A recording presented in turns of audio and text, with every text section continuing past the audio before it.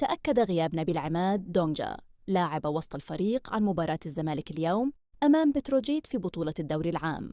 وضمن الأسبوع الثامن من عمر الدور الثاني من بطولة الدوري العام، يلتقي الزمالك وبتروجيت ليتأكد غياب دونجا عن اللقاء.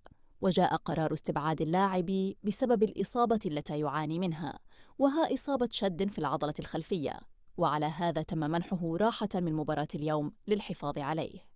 اللاعب يخضع حالياً لبرنامج تأهيلي مكثف من أجل تجهيزه للمشاركة في المواجهات المقبلة، وعلى رأسها لقاء فاركو في الجولة الأخيرة من الدوري إلى جانب نهائي كأس مصر.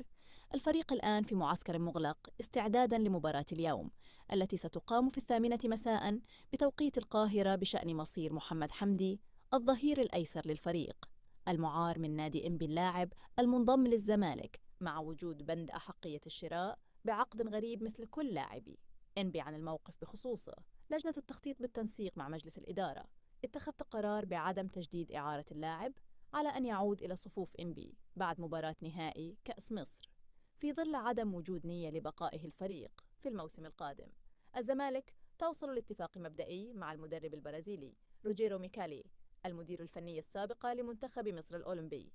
المفاوضات تسير في طريقها الصحيح بين الطرفين لإنهاء كافة التفاصيل الرسمية، مؤكداً أن ميكالي رحب بقيادة الزمالك.